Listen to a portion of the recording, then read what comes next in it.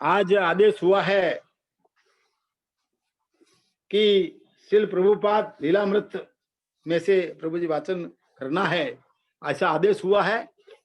तो यहाँ पर मैं वाचन कर रहा हूं, वो विषय है इसका धर्मोपदेश के लिए स्वतंत्र।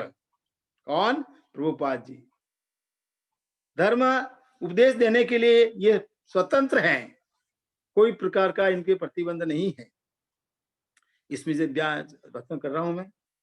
जीवन के पग पग पर आध्यात्मिक गुरु पद प्रस्तुत करता है। हमारे जीवन में हर क्षण हर पद पर है गुरु हमारा पथ प्रदर्शन करता है। ऐसा पथ प्रदर्शन करने के लिए आध्यात्मिक गुरु को भी पूर्ण मानव होना चाहिए। क्या प्रभुपाद कहते हैं कि ऐसे आध्यात्मिक गुरु को भी मानव होना चाहिए, अन्यथा वह पथ प्रदर्शन कैसे कर सकेगा? जो कुछ जानता ही नहीं है, जो मानव ही नहीं है, वो क्या किसी का प्रदर्शन करेगा? प्रसंगतः अर्जुन जानता है कि श्री कृष्ण पूर्ण व्यक्ति हैं, अतः वह उन्हें स्वीकार करता है। शिष्यते हम साधि माम त्वाम प्रपन्नम। संस्कृत कोई इसका एक शब्द भी नहीं जानता, किंतु श्री प्रभुपाद के लिए इस तरह का कभी कोई प्रश्न नहीं आया। भले ही वे न समझे, शास्त्र की दिव्य ध्वनि उन्हें पवित्र कर देगी, यह उनके अधिकार की बात है और वे इसे छोड़ नहीं सकते। और प्रथम प्रभाव की दृष्टि से वे विदेशी होते हुए भी संतों के मूल कथनों के उद्धरणों से विद्वतापूर्ण अधिकार के वातावरण की सृष्टि होती है। मैं आपके प्रति अपने आप को समर्पित करता हूं और मुझे आप अपना शिष्य स्वीकार करें। जब भगवान ने अर्जुन को काफी ज्ञान दिया, विराट रूप दिखाया, तब जाके अर्जुन इस बात को स्वीकार करता है कि मैं आपको गुरु मानता हूं। वरना मैत्रीपूर्ण वार्ता से उलझन का समाधान नहीं होता। जब तक दोस्ती थे, मित्र थे, मित्रता में कोई गंभीरता शिष्य भी नहीं लेता है और गुरु भी ज्ञान नहीं देता है। तो मैत्रीपूर्ण वार्ताएं बिना किसी समाधान के सालों साल चलती रहती है। इसलिए यहां अर्जुन कृष्ण को अपना आध्यात्मिक गुरु स्वीकार करता है। इसका आशय यह है कि कृष्ण जो भी निर्णय लेंगे करेंगे उसे अर्जुन स्वीकार करेगा। आध्यात्मिक गुरु के आदेश को कोई अस्वीकार नहीं कर सकता। अतएव प्रत्येक को एक ऐसे आध्यात्मिक गुरु का चयन करना चाहिए जिसके आदेशों का पालन करने में उसे कोई भूल नहीं होगी। मान लीजिए एक अयोग्य व्यक्ति को अपना गुरु स्वीकार कर लेते हैं और वह गलत ढंग से आपका पथ प्रदर्शन करता है, तब आपका सारा जीवन नष्ट हो जाता है। हम आज देखते हैं इस भौतिकवाद में कई गुरु हैं, गुरु की कमी नहीं है, और वो अपने अपने हिसाब से चलते हैं, अपने हिसाब से शिष्य बना लेते हैं, अपने हिसाब से धन उपार्जन कर देते हैं, अपने हिसाब से शास्त्रों की व्याख्या कर देते हैं। इसलिए है वो सारा समय उसका नष्ट हो रहा है। तो इसलिए प्रत्येक व्यक्ति को ऐसा आध्यात्मिक गुरु स्वीकार करना चाहिए जिसके मार्गदर्शन से उसका जीवन पूर्ण बने। आध्यात्मिक गुरु और शिष्य के बीच का संबंध ऐसा ही होना चाहिए। यह केवल एक औपचारिकता नहीं है, यह आध्यात्मिक गुरु और शिष्य दोनों के लिए बड़े उत्तरदायित्व का कार्य है। और हाँ विद्यार्थी, किंतु यदि शिष्य पहले से ही अज्ञान में है, प्रभुपाद जी का हाँ, प्रभुपाद विद्यार्थियों के गंभीर प्रश्न को स्वीकार करते हैं। अज्ञान में पड़े हुए शिष्यों से ऐसे प्रश्नों का उत्तर देने के लिए भारत में अवकाश प्राप्त जीवन को छोड़कर अमेरिका में आए हैं। जब अवकाश का समय था, इस आयु में कोई भी आदमी बाहर नहीं निकलता, घर से बाहर निकलने को मना कर रखा, कोरोना ने भी हमको भी। तो लेकिन उस उम्र में अमेरिका में गए प्रभुपाद जी हैं, अवकाश का समय उपभोग न करके उन्होंने वहां के जो बद्ध जीवों का उद्धार करने के लिए भगवान प्रभुपाद जी ने अमेरिका प्रस्थान किया। विद्यार्थी, शिष्य को कैसे मालूम हो कि वह किसे अपना गुरु बनाए, क्योंकि सही निर्णय के लिए उसके पास ज्ञान नहीं है। प्रभुपाद, हाँ, तो पहली आवश्यकता यह है कि आप एक आध्यात्मिक गुरु की खोज कर में लगे हैं। ठीक वैसे ही जैसे आप किसी विद्यालय को खोजते हैं, विद्यालय के बारे में जानकारी लेते हैं, उसके मान्यता के बारे में जानकारी लेते हैं, शिक्षकों के बारे में जानकारी लेते हैं, तभी जाकर के उस विद्यालय में आप प्रवेश करते हैं। आपको कम से कम कुछ प्रारंभिक ज्ञान तो होना ही चाहिए। विद्यालय क्या होता है? ऐसा नहीं हो सकता कि आप विद्यालय की खोज में निकलें और किसी कपड़े की दुकान पर चले जाएं। यदि आप इतने अज्ञानी हैं, तो आपको यह भी मालूम कि विद्यालय क्या है और कपड़े की दुकान क्या है, तो आप बहुत कठिनाई में होंगे। आपको कम से कम यह तो जानना ही चाहिए कि विद्यालय क्या है। अतएव वह ज्ञान इस तरह है, तद विज्ञानार्थ स गुरुम एवाभिगच्छेत स्मित पाणि क्षोत्रियम ब्रह्मनिष्ठम। इस श्लोक के अनुसार आध्यात्मिक गुरु की आवश्यकता उस व्यक्ति के लिए है जो दिव्य ज्ञान के लिए विषय में जिज्ञासु हैं। श्रीमद् भागवत में एक दूसरा श्लोक है, तस्माद गुरु प्रबध्येत जिज्ञासु श्रेय उत्तमम। यदि कोई व्यक्ति दिव्य विषयों के प्रति जिज्ञासु है तो उससे आध्यात्मिक गुरु की खोज करनी चाहिए। जब तक कोई दिव्य विषयों का कम से कम प्रारंभिक ज्ञान न रखता हो, तब तक वह आध्यात्मिक गुरु से क्या जिज्ञासा कर सकता है? उनका प्रश्नकर्ता संतुष्ट होता है। उनका व्याख्यान किसी विशेष विषय पर तैयार किया हुआ भाषण नहीं है। यदि भी वह विद्वतापूर्ण और गंभीर है, तथापि वह अनेक दार्शनिक विषयों का स्पर्श करता है। तब भी वे शब्दों की खोज में कभी रुकते नहीं हैं। उन्हें ठीक ठीक पता है कि वे क्या कहना चाहते हैं। प्रश्न केवल यह है कि उनकी श्रोता मंडली कितना ग्रहण कर सकती है। किंतु कभी वे हल्के मन से अपने न्यूयॉर्क वासी साथियों से उनकी कठिनाइयों के विषय में हंस हंस कर बात करते हैं। मान लीजिए भारी हिमपात हो जाता है, पूरा न्यूयॉर्क नगर हिम से आप्लावित हो जाता है और असुविधाओं से गिर जाते हैं। यह एक प्रकार की यातना है, परंतु उस पर आपका कोई नियंत्रण नहीं है। कभी कभी वे डॉक्टर मिश्र के विद्यार्थियों की प्रशंसा करते हैं। उन्होंने अपने शिक्षक से बड़ी अच्छी तरह से शिक्षा ग्रहण की है। डॉक्टर मिश्र जो भी सिखाते हैं वो बहुत अच्छा है। वह सिखाते हैं कि सबसे पहले आप यह जान लें कि मैं कौन हूं। यह बहुत अच्छा है, किंतु इसमें मैं कौन हूं और भगवत गीता से भी जाना जा सकता है। मैं यह शरीर नहीं हूं। और कभी कभी कोई अभ्यागत किसी अप्रासंगिक प्रश्न को लेकर बोल उठता है और स्वामी जी धैर्यपूर्वक उस पर विचार करने का प्रयत्न करते हैं। ऐसी सहिष्णुता के पीछे भी प्रभुपाद का मनोभाव सदैव अति शीघ्रता का रहता है। कभी कभी वे बहुत शीघ्रतापूर्वक बात करते हैं और ऐसा लगता है कि उनकी इच्छा पश्चिम में कृष्ण चेतना जितना जल्दी हो सके प्रतिष्ठित करने की है। उनके कोई अनुयायी नहीं है, केवल कुछ पुस्तकें हैं और मंदिर भी नहीं है। वे भी स्पष्ट कहते हैं कि वे समय के विरुद्ध दौड़ रहे हैं, लगा रहे हैं। मैं एक वृद्ध मनुष्य हूं, मैं किसी समय भी विदा हो सकता हूं। इसलिए कृष्ण चेतना कृष्ण दर्शन के औपचारिक आख्यान के पीछे उनकी एक चिंता है, एक उत्कृष्ट इच्छा है। कम से कम एक व्यक्ति को वे तत्काल कृष्ण चेतना की को ग्रहण करने के लिए आश्वस्त कर सके। बटलर आनंद आश्रम और डॉक्टर मिश्र के कारण जो कठिन परिस्थितियां थी, अब वे पीछे रह गई है।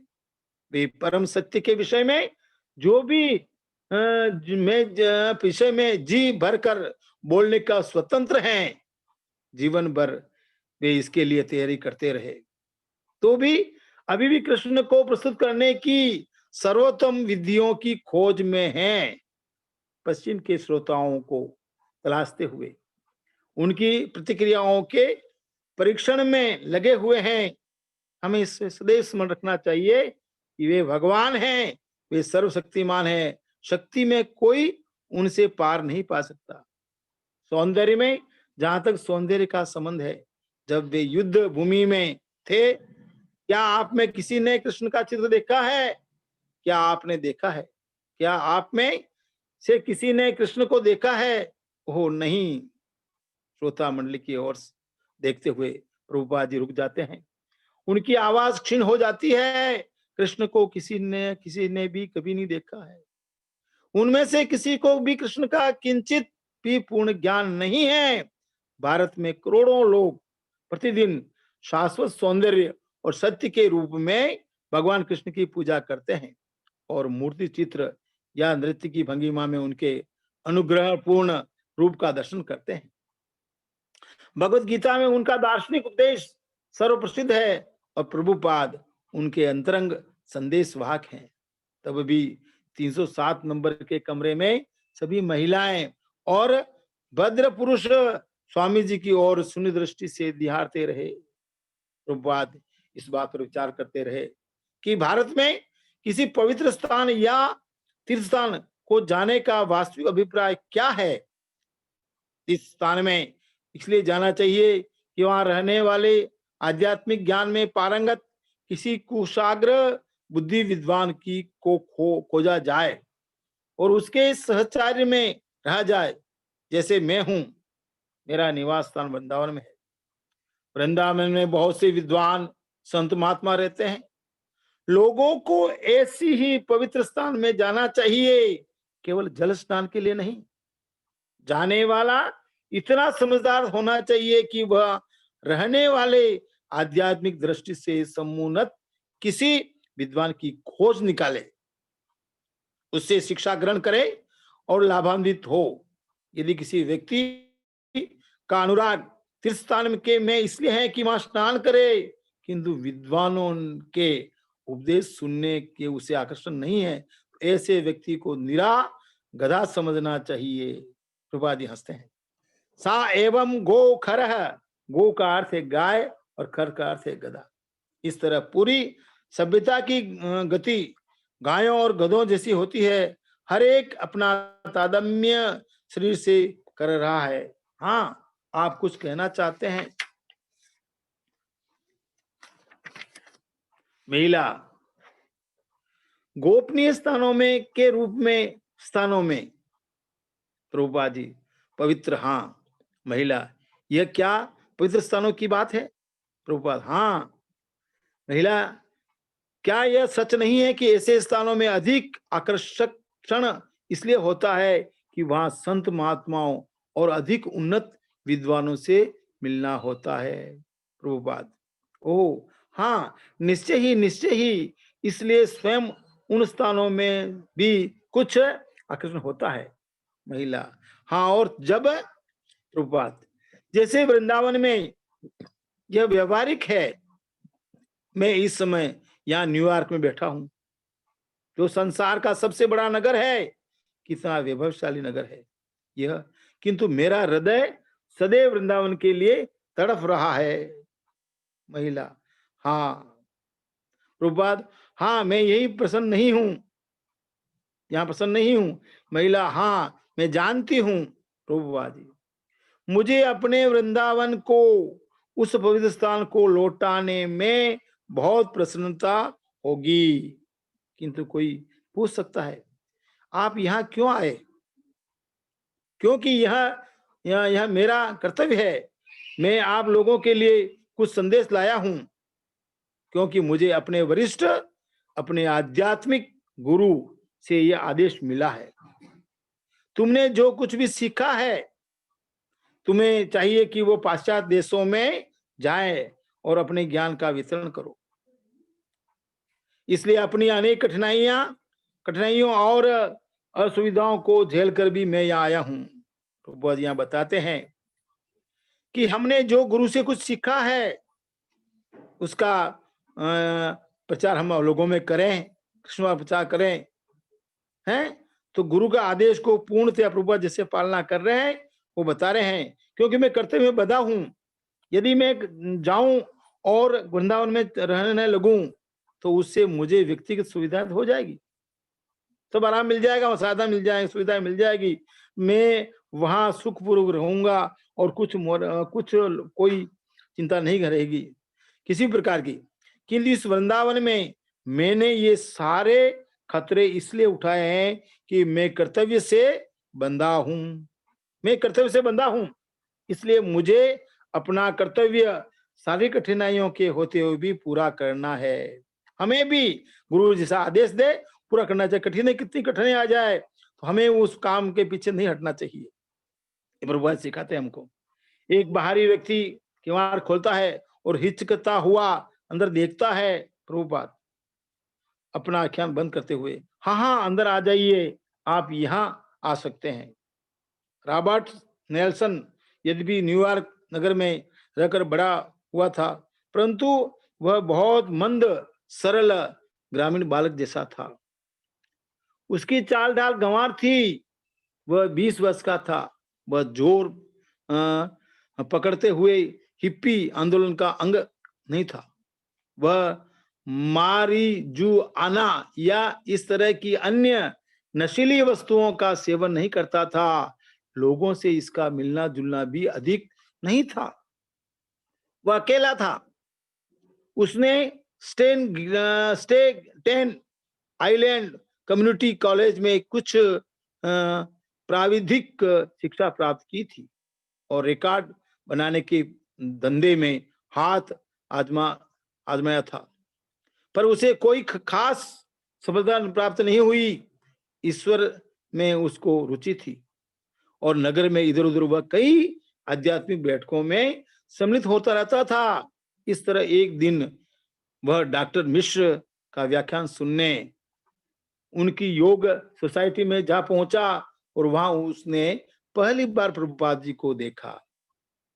रॉबर्ट स्वामी जी पालथी मारकर एक बेंच पर बैठे थे।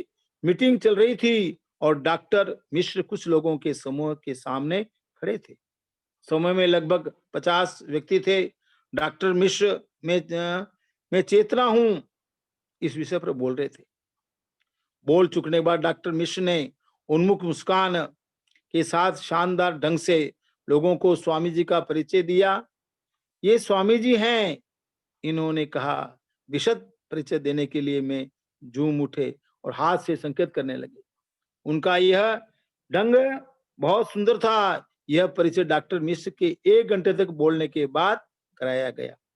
स्वामी जी ने भाषण नहीं दिया, उन्होंने एक गीत गाया। तत्पश्चात मैं उनके पास गया।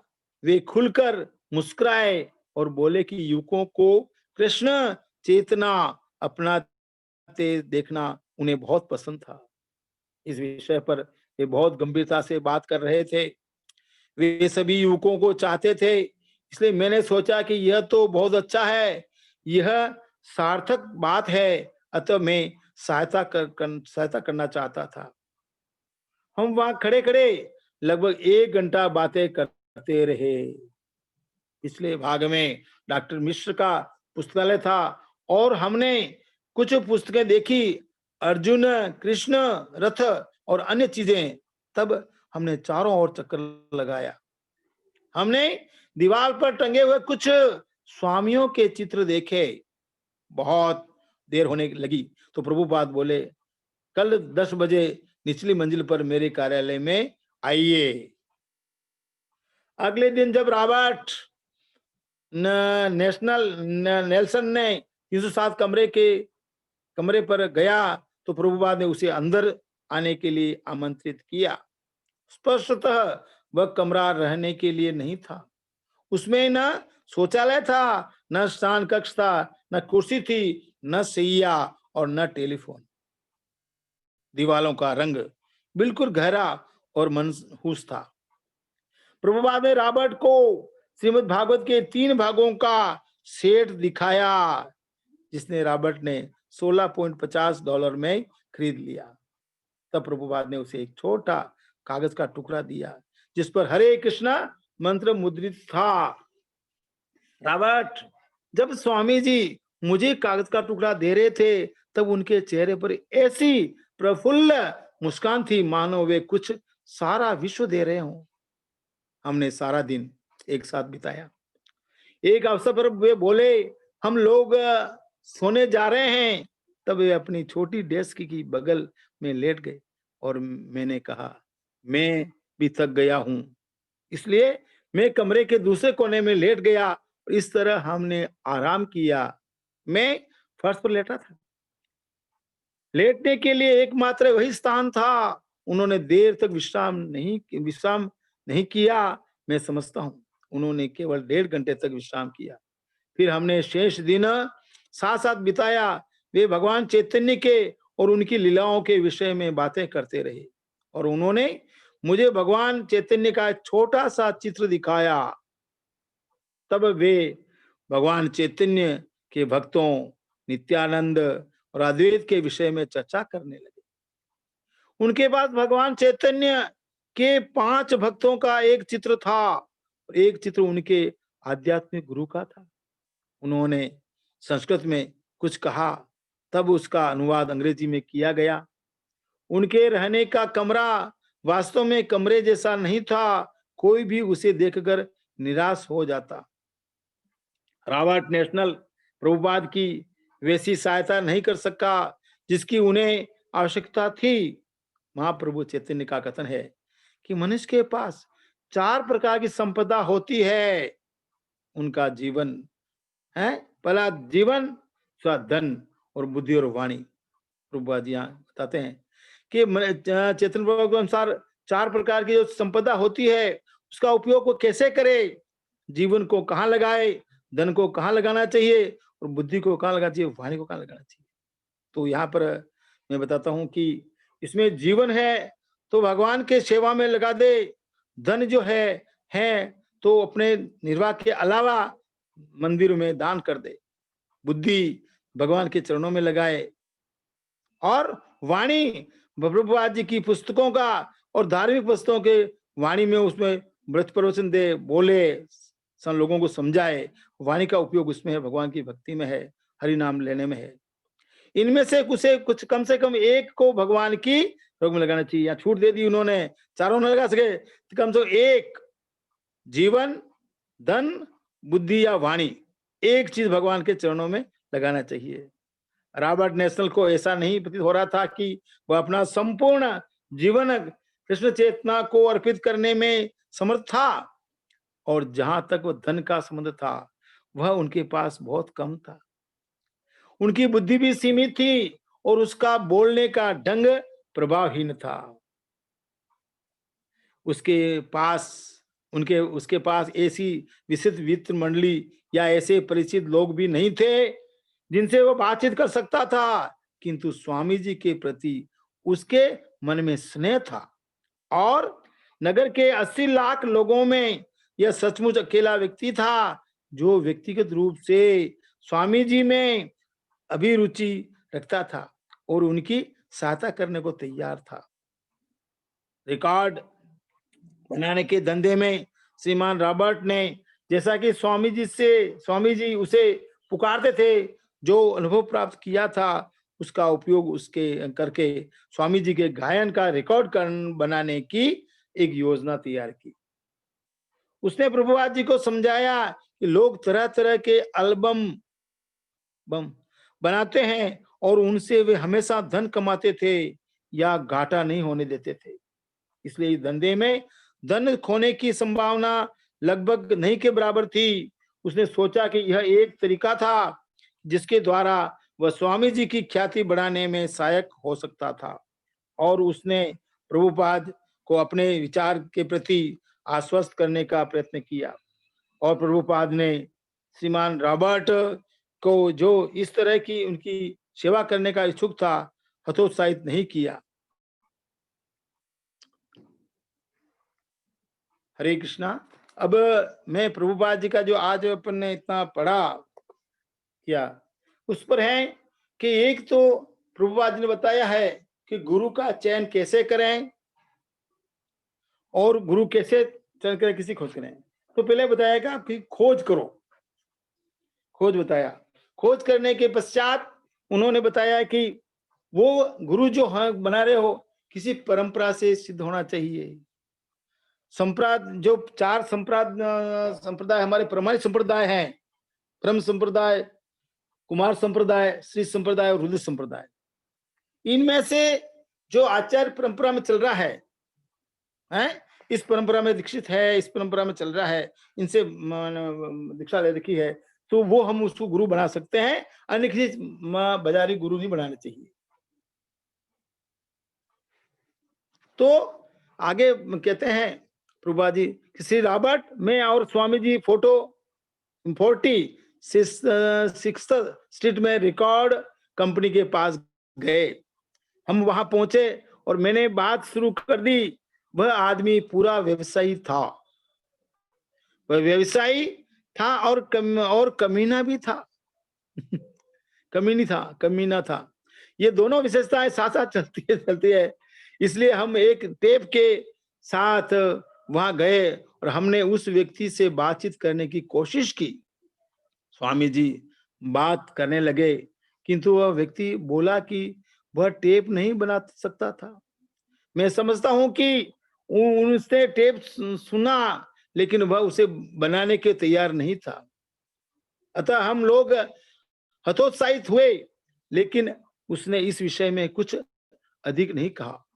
प्रभुपाद जी भारत में व्यवसाय रह चुके हैं, प्रभुपाद जी व्यवसाय रह चुके हैं, किंतु वे नहीं सोच सकते कि वे विदेश में, न्यूयॉर्क में एक नवयुग की सलाह पर कोई व्यवसाय कर सकते थे। तब विश्वास नहीं था कि एक नवयुग है और विदेशी है, इनके राय पे किससे मैं काम को विश्वास कैसे करूं। इसके व्यतिरिक्त वह व्यवसाय करने नहीं वरन प्रचार करने आए थे। जो भी हो, रॉबर्ट उत्साहपूर्वक उनकी सेवा में लगा था। वह कदाचित एक नियमित ब्रह्मचारी शिष्य नहीं बन सकता था, किंतु वह कृष्ण की सेवा की आकांक्षा रखता था।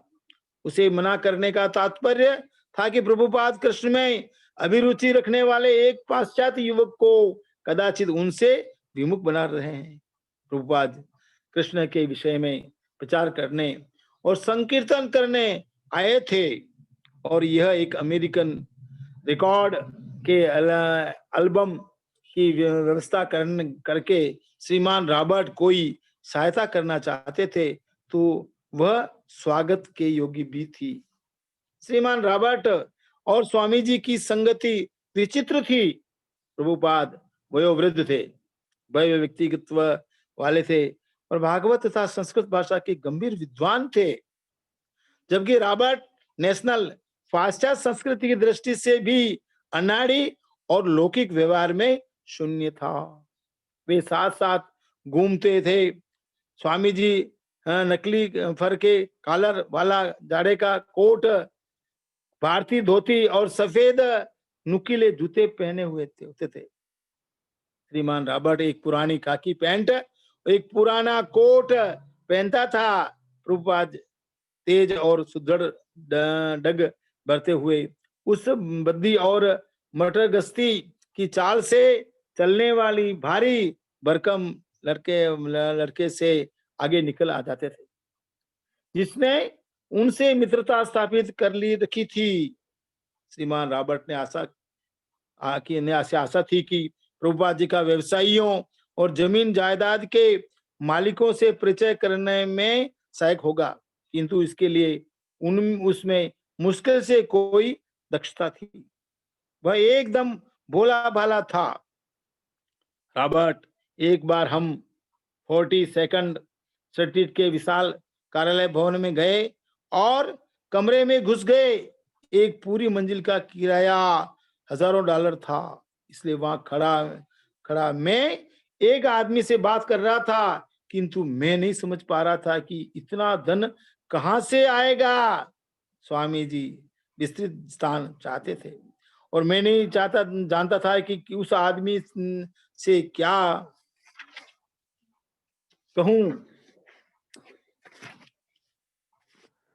प्रभुपाद बड़ा स्थान चाहते थे और बड़े स्थान के लिए बड़ा धन चाहिए था।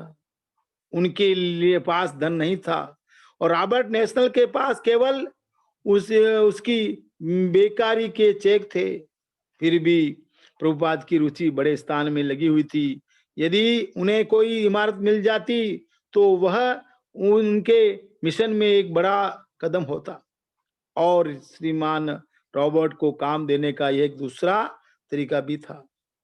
इसलिए अतिरिक्त कृष्ण कुछ और भी कर सकते हैं, कुछ भी दे सकते हैं या किसी भी सामान्य या आश्चर्यजनक ढंग से अपना कार्य करके दिखा सकते हैं।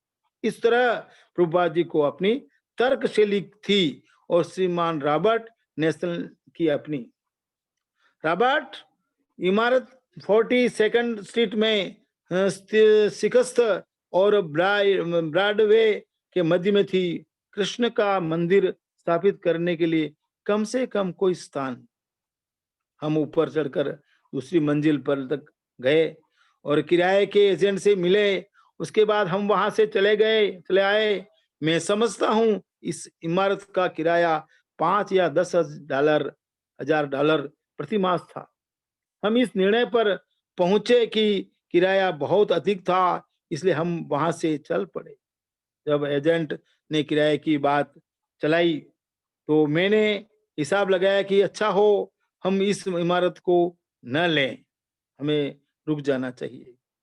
एक अन्य अवसर पर रॉबर्ट नेशनल प्रभुपाद को बस द्वारा 70 वेस्ट 47th स्ट्रीट में अवस्थित होटल कोलंबियो में ले आया। होटल में एक सूट कमरों का सेट था जिसे प्रभुपाद ने मंदिर के रूप में प्रयोग में लाने की संभावना की दृष्टि से देखा, किंतु यह भी बहुत महंगा था और उनके पास इतना धन नहीं था। कभी कभी रॉबर्ट अपने बेकरी के चेकों से पैसों को प्रभुपाद के लिए वस्तुएं खरीदते। एक बार वह नारंगी रंग की शर्टें खरीद लाया। एक बार वह वुलवर्थ स्टोर गया और वहां से उसने प्रभुपाद जी के लिए रसोई के बर्तन, कढ़ाइयां और चैतन्य महाप्रभु तथा प्रभुपाद के गुरु महाराज के चित्रों के लिए कुछ फ्रेम खरीदे। रॉबर्ट, एक बार मैंने जाना चाहता कि चपातियां कैसे बनाते हैं हो तो स्वामी जी बोले इस नुस्खे की कीमत $100 है, कृपया $100 लाइए। इसलिए मैं गया और कुछ पैसे लेके आया, किंतु $100 मिले नहीं। किसी तरह उन्होंने मुझे चपातियां बनाकर दिखाई। उन्होंने मुझे भोजन बनाना सिखाया और वे हमेशा कहते थे हाथ धो और आपको चाहिए कि केवल एक अपने दाहिने हाथ से खाएं। और स्वामी जी से जो भी व्यक्ति मिलता उनसे वह प्रायः हमेशा प्रभावित होता। उन्हें देखकर लोगों के चेहरे मुस्कान से भर जाते थे। कभी लोग उनके विषय में आसपास में विचित्र बातें करते जो कभी अच्छी होती। स्वामी जी की अंग्रेजी बहुत अच्छी थी, हैं, नपीतुली होती थी। मेरा तात्पर्य है कि उनके पास वृहद शब्द भंडार था और उन्हें समझने में लोगों की कभी कुछ कठिनाई होती थी तब तो किसी को उनकी सहायता होती थी। तो यहाँ इस आज जो धर्मोपदेश के स्वतंत्र रूप में प्रभुपाद जी ने बताया, तो उसमें बताया कि आदमी अपने सीखने की बात यह है कि हमें भी अपने आचरण द्वारा, व्यवहार द्वारा और धैर्यता से काम लेना चाहिए और अपने प्रभु और गुरु महाराज पर पूर्ण विश्वास होना चाहिए। तो उसको काम में कहीं दिक्कत नहीं आएगी, हर काम कर सकता है अगर उसको गुरु पर विश्वास है, भगवान पर विश्वास है। तो प्रभुपाद जी ने बताया कि गुरु पर और भगवान पर विश्वास था तो वो कहीं किसी काम में पीछे नहीं रहे और कोई कितनी कठिनाई आई जीवन में उनके, लेकिन उन्होंने वो काम पूरा कर दिया जो उनके गुरु ने कहा था। हरे कृष्णा कृष्णा कृष्णा हरे हरे, हरे राम राम राम हरे। सभी भक्तों को, वैष्णव को दंडवत प्रणाम। अब आज गीता जयंती है और एकादशी भी है। 10 बजे आपको भागवतम वो भगवत गीता पूरी 700 श्लोक पढ़ने हैं, इसलिए मुझे